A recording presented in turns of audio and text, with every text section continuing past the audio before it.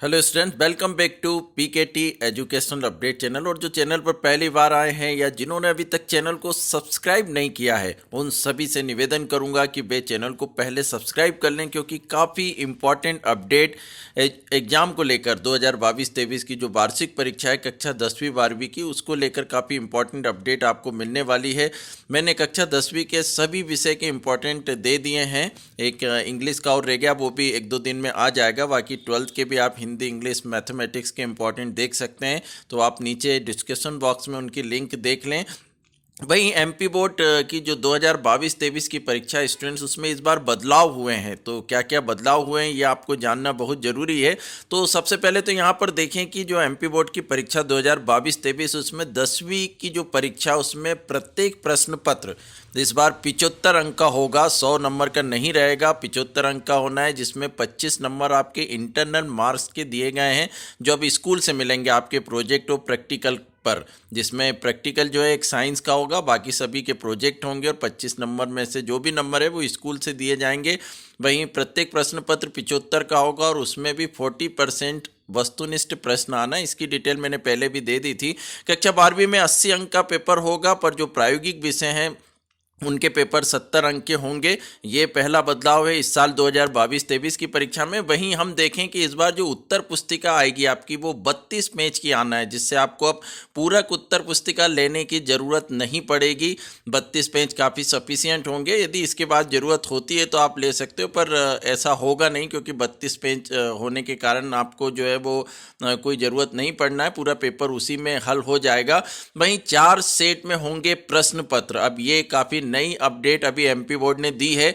4 set में किस तरह प्रश्न पत्र होंगे ये देखें। तो पहला तो मैं आपको बता दूं कि पेपर एक ही आना है, उसमें कोई चेंजेस नहीं है, बस उसका क्रम जो है वो अदला बदला रहेगा। तो जो प्रश्न पत्र में जो भी प्रश्न आएंगे वो अलग अलग क्रम में होंगे, उनके आर्डर अलग अलग होंगे, ताकि नकल ना हो पाए। तो नकल केस को रोकने के लिए ये एमपी बोर्ड की तरफ से किया गया। सीबीएसई में भी इसी तरह पेपर आते हैं, 4 सेट में प्रश्न पत्र आते हैं, और पेपर एक ही होता है, कोई बदलाव नहीं होता, सबको एक ही पेपर मिलेगा। पर उसमें जो नंबर हैं वो चेंजेस रहेंगे। जैसे किसी के पास पहला प्रश्न है तो वो पास बैठे विद्यार्थी को वो तीसरे या चौथे नंबर पर उसके प्रश्न पत्र में रहेगा।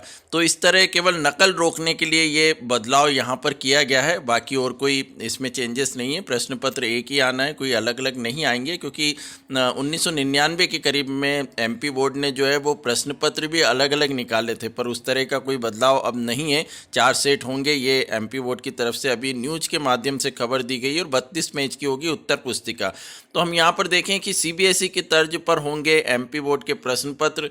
माध्यमिक शिक्षा मंडल ने 10वीं व 12वीं की बोर्ड परीक्षा 1 मार्च से जो शुरू हो रही है, उसमें परीक्षा पद्धति में कुछ बदलाव किया है, और इसी संबंध में दिशा निर्देश जारी किए गए हैं कि जो अब सीबीएसई की तर्ज पर प्रश्न पत्रों के 4 सेट तैयार किए जाएंगे।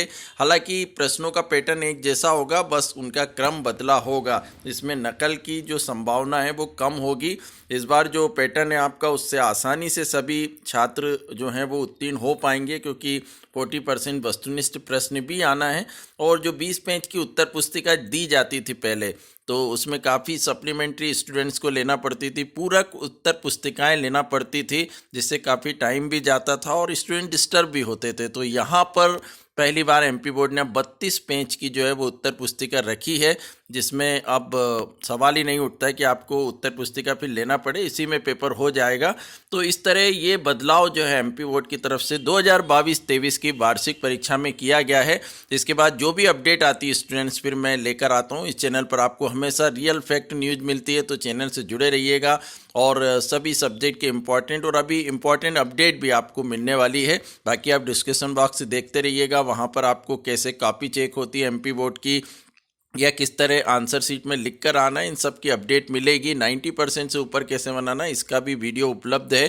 तो पुनः निवेदन करूंगा कि जिन्होंने चैनल को सब्सक्राइब नहीं किया वे सब्सक्राइब कर लें, ताकि सभी न्यूज़ प्रॉपर आपको मिलती रहे।